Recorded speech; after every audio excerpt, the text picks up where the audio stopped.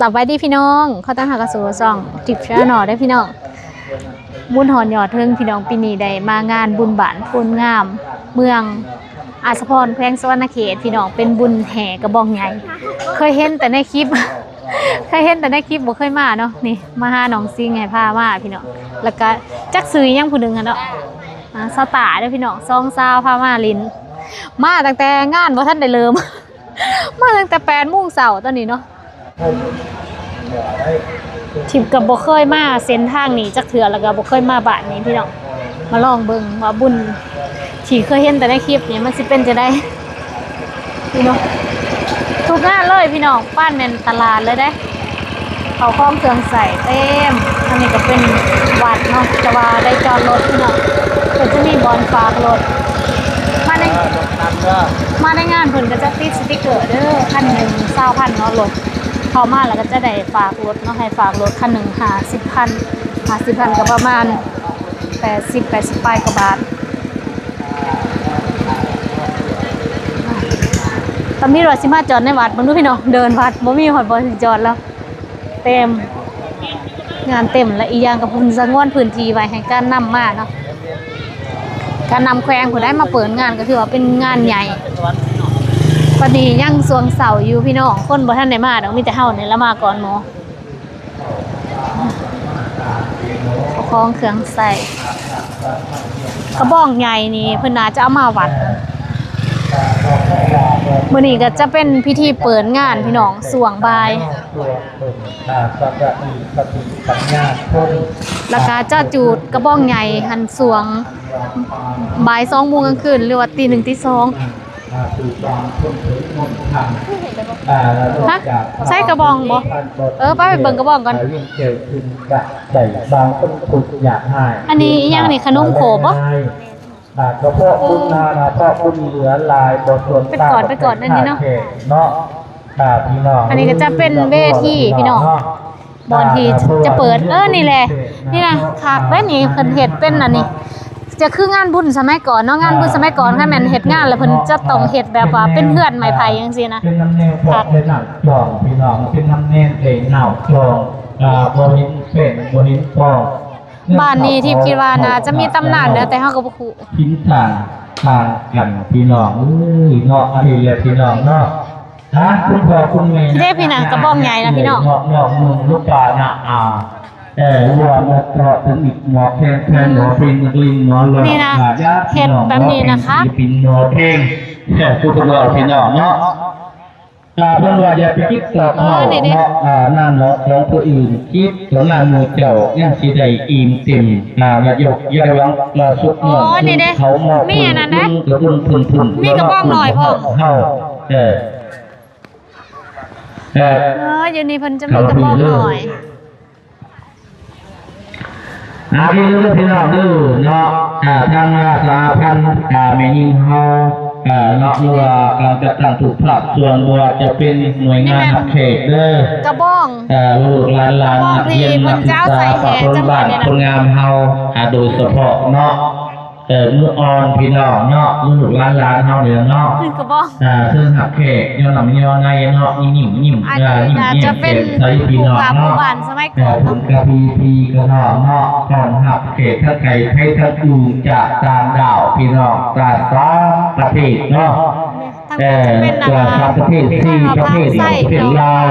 แล้วก็อะไรจะไทยกัมพูชาเวียดนามมาเบิดพี่น้องเนาะปีนี้เนาะต้นนี้ก็คือเป็นงานอันใหญ่ออสเทเนี่ยพี่น้องอันนี้ก็เป็นกระบองใหญ่ที่เพิ่นเตรียมไว้จูดเพิ่นจะจูดมื้อแรกตอนบ่าย2นะพี่น้องอันนี้คือสิบ่ได้แห่นะจะจูดอยู่บนนี้เลยเนาะก็บ่ได้เคยมาจักเทื่อนี่อันนี้ก็จะเป็นบอลนางทายหูบเด้อเนี่ยมาผีเนาะข้างบนจะเป็น สไลเดอร์นี่เป็นหาดขาหาดคายในนี้จะมีน้ำสางพี่น้องก็เพิ่นมาใส่น้ำสางนี่นี่สงสัยแม่ค้าเนาะมาใส่วันนี้นั่นก็ล้างพักทางนี้ก็มีเกี้ยนนี่ทางนี้ก็จะเป็นโซนบอลเวทีการแสดงแล้วก็เป็นบอลถ่ายหอกถ่ายหูปด้วยนี่นะ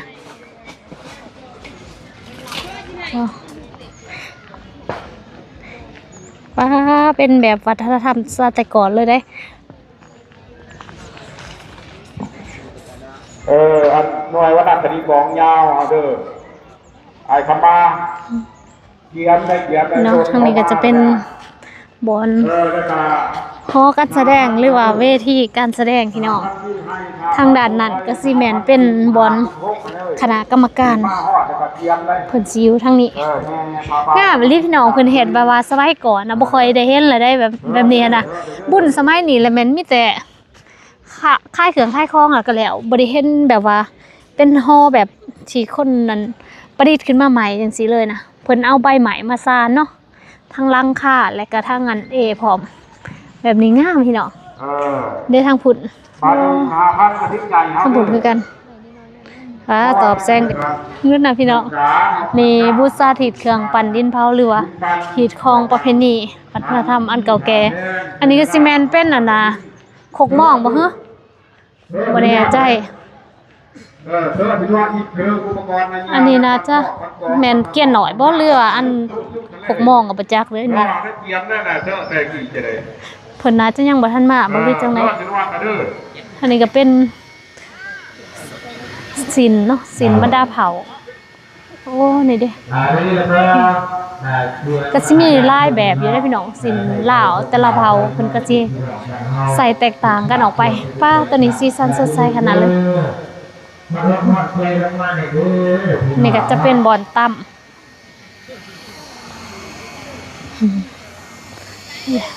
ศิลป์บรรดาเผ่าเอาทั้งได้ทั้งต่ำทั้งผีแล้ววะเนาะ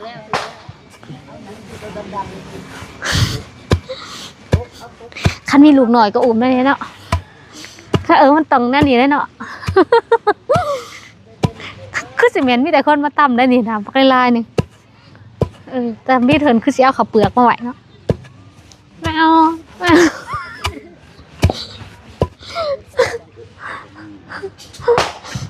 เจ้าตั้มด้วยเจ้าตั้มได้เอาตั้มแบบนี้เนาะมันกระแตกเนาะ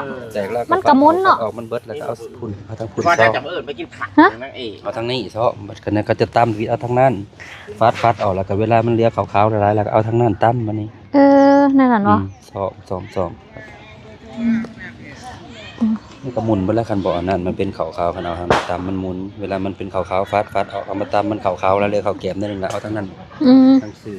เบิ่งไกลๆเด้อเขาตั้มนี่มันก็สิหมุนเนาะหรือว่าผู้ใดตั้มเป็นแล้วมันก็สิบ่หมุนบ่หรือจังได๋เกิดบ่ทันนะสมัยนั้นแต่ว่าบางหมู่บ้านก็ยังมีอยู่เขาเจ้าตั้มเลย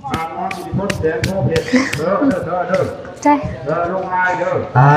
ทางนี้ก็สิเป็นหานคล้ายเครื่องวงดนตรีแม่นอยู่ทางด้านนั้นน่ะทางทงห้างเด้อพี่น้องคือสิเป็นทางนี้ทางลงเนาะเดี๋ยวเฮาจังไปเบิ่งบอลนี่อีกทีนึงพี่น้องได้บอลเขาเจ้าอันจัดนี่นะงามลิจัดแบบว่าเฮ็ดคือเป็นกระบองนะเพราะว่าบุญกระบองใหญ่เนาะทุกอย่างนี่ประดับก็คือว่าคล้ายๆคือกระบองที่สุดนะคักลิทีมนาบอได้เห็นบุญแบบนี้เฮิงมาได้พี่น้องแบบว่ามีงานแล้วเฮ็ดแบบนี้แหละคักเนาะเดี๋ยวมาหล่อเบิ่งว่ามีผู้ใดแหน่ที่เพิ่นจะมาร่วมในงานหรือว่ามาเปิดงานในครั้งนี้ผู้อรสองข่าวได้เด้อก็เมื่อยคือกันพี่น้องการคิดเฮ็ดเป็นไปกานิดหน่อยอันนี้แม่นประธานอบสเมืองอาสาพรเจ้าอธิการวัดป่านโพนงามสเวียดนามโอ้มีพี่น้องเวียดนามมาร่วมนำ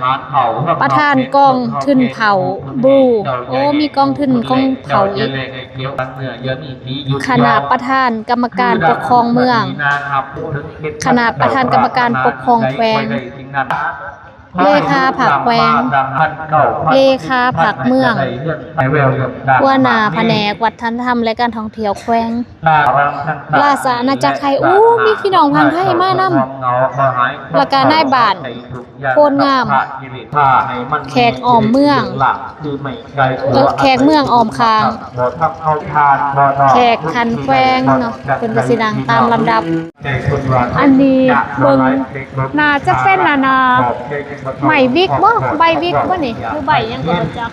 หรือว่าใบที่เพิ่นเอามาเฮ็ดกระบอกบ่พี่น้องหรือว่าใบตีนเป็ดบ่นี่ใบหยังอีหล่ะนี่ค่ะใบหยังอันนี้จักใบหยังเนาะบ่ฮู้คือกันเจ้ามาหอยที่เบิ่งคือใบตีนเป็ดหรือใบวิกนี่แหละนะอันนี้ก็คือสิแม่นเป็นบ่อนาโคศกเว้าจะอยู่นี่ป้าประดับงามแบบนี้พี่น้องนี่น่ะนี่พออ่านอันนี้พี่น้องฟัง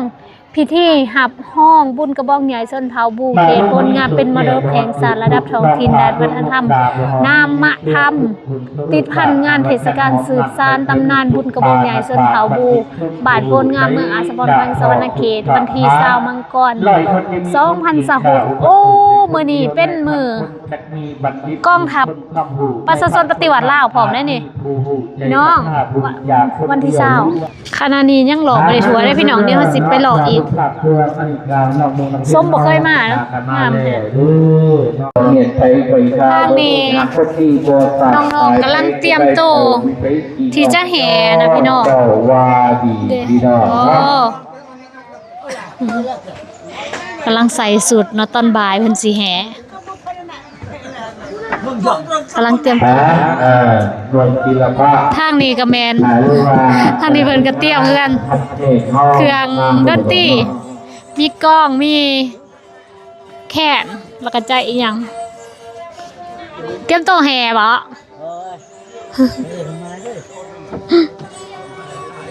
เตรียมตัวแห่ทางนั้นเพิ่นก็มีพาควันใหญ่สงสัยสิแห่คือกันกระบองหินบ่นี่ เป็นพามใส่อันนี้หินแท้หรือหินเพิ่นเฮ็ดเอานั่นนี่คือสิแท้ตัวดุมนี่เนาะทางพี่โอ้มีอันพยาบาลพร้อมเผื่อฉุกเฉินเนาะเตรียมไว้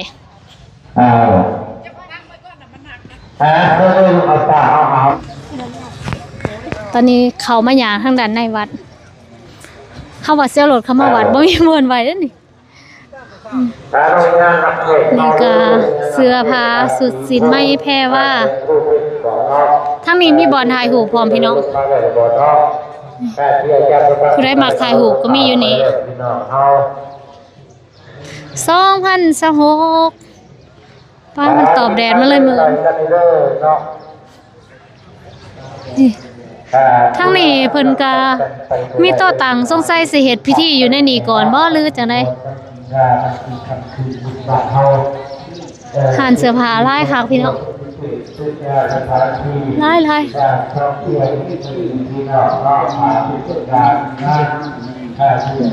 ทางด้านในวัดก็สิเป็นประมาณนี้เด้ออันนี้ก็เป็นพามไซในวัดกระบองใหญ่ทางนี้โอ้อันนี้เพิ่นเฮ็ดใหม่เนาะถ้าก็เฮ็ดแล้วใหม่จ้ะนี่ซิมมา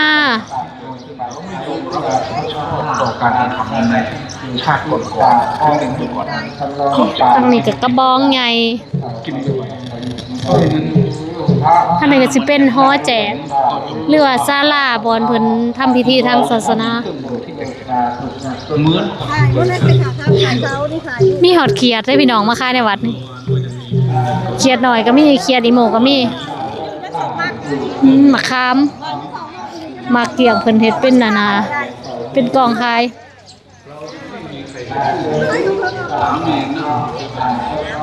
พี่มักมกมักไม้ตัวนี้กับเขาโคกเขาโคกเป็นแผน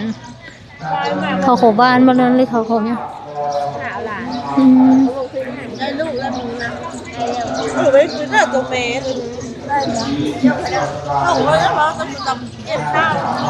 ทางนี้โอ้เสือตัวนั้นงามแล้วอันนี้นะจะมาแต่ไทยบ่พี่น้อง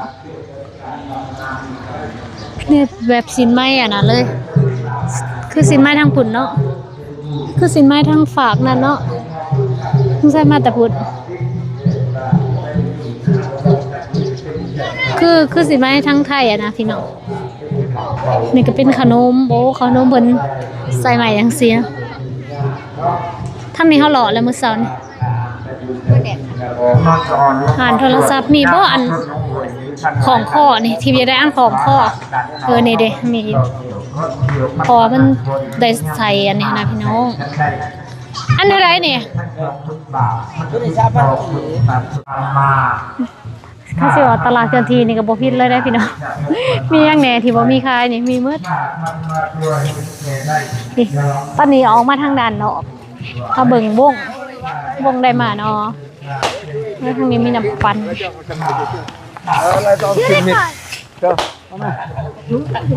ทางนี้เสื้อผ้าลายลีน้องงานนี่เนาะลาย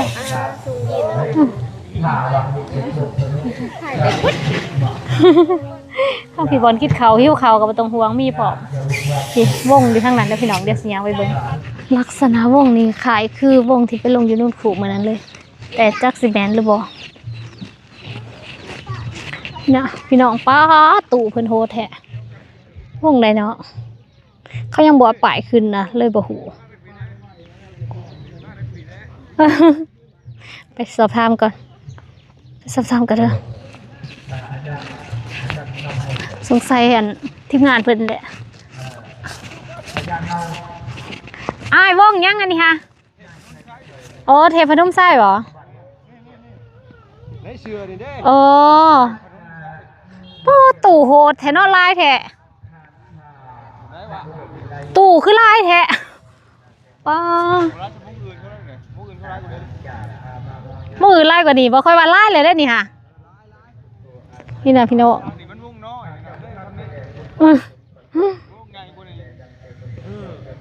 คือน่ะ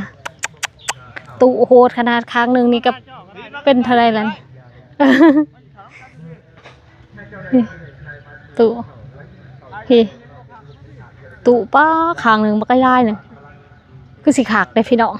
เพิ่นว่ามาถ่ายไกลๆนี่ก็ได้ตอนนี้เขาเจ้ากำลังติดตั้งบอลนั้นก็ป้าอันนั้นเป็นนะตู้อันคอนโทรลเพิ่นโอ้สงสัยใส่ไพ่เองเลยบ้างนี่โอเคตู้คอนโทรลเพิ่นเลยบรรยากาศสวงเสาร์กับสิประมาณนี้แหละพี่น้องเลาะจังซี่นะมันจึงแบบว่าคนบ่หลายแล้วมันได้ย่างอีหยังสะดวกแน่นะแต่ว่าถ้าแบบเป็นตอนบ่ายหรือว่าตอนงานนี่มันก็สิได้อีกฟีลหนึ่งบรรยากาศหนึ่งได้คนสิหลายเดี๋ยวสิเก็บภาพบรรยากาศนั้นมาให้พี่น้องเบิ่งอีกทีสำหรับตอนนี้ก็ต้องลาไปก่อนพี่น้องสวัสดี